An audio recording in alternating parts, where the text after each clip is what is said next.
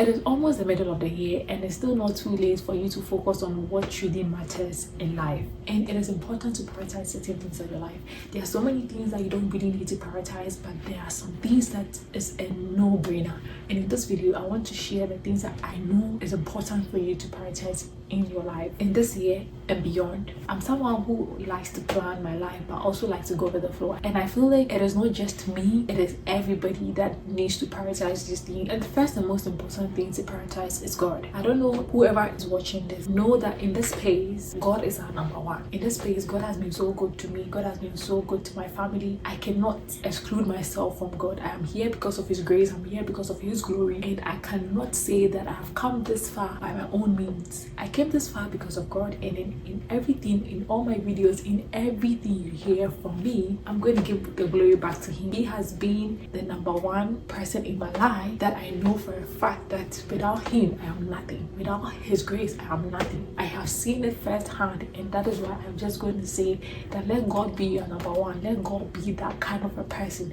that friend, husband, that wife that you actually craving for. Let Him be that person and your life will never be the same. There are so many ways you could actually develop deeper relationship with God, and it's not just the normal going to church and all that. No, I crave to actually have a deeper connection with God. I crave to just lie on bed and then be imagining the things God has done for me and then reading the Bible. See, I've been reading the Bible every time. I don't read it every day, but I'm trying to read it every day. Every time I read this Bible, the stories and all that, some of them are boring. Yes, we can all agree that some of them are boring.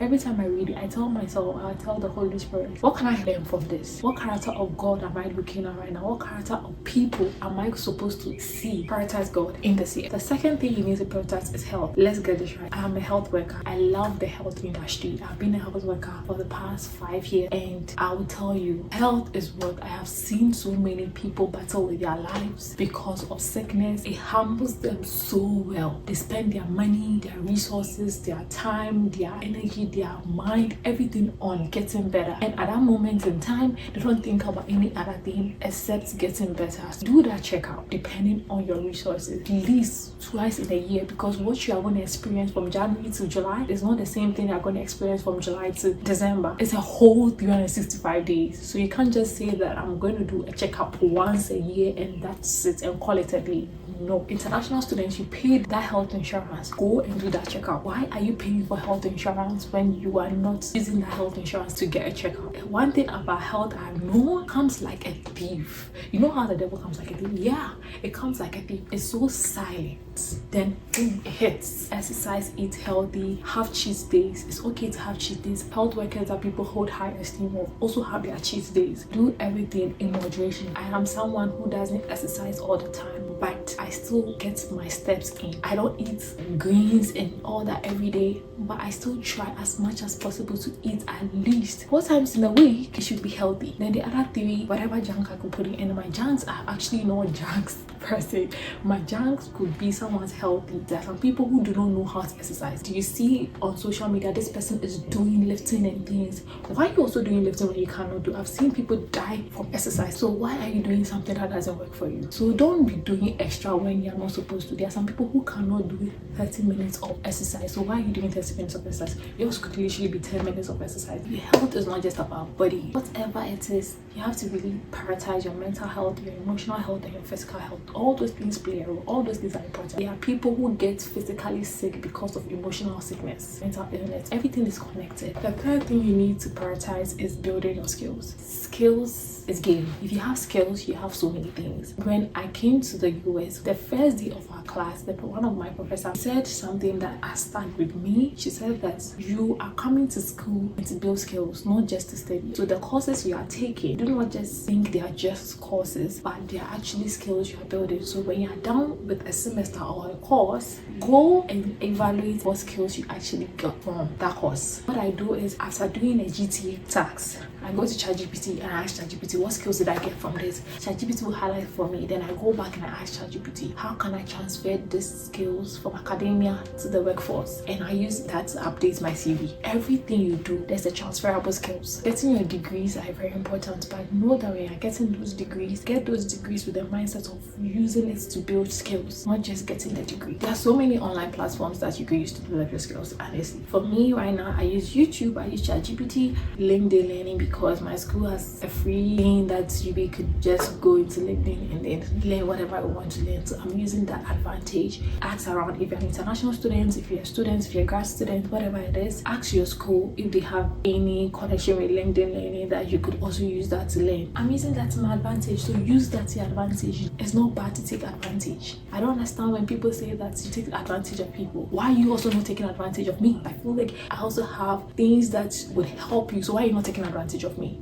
And the fourth thing you need to prioritize is your financial literacy. Gone are those days when from generation to generation to generation is poverty. Why are you not learning? I use ChatGPT. I came to the US and I got my credit card. I had no idea about the credit card.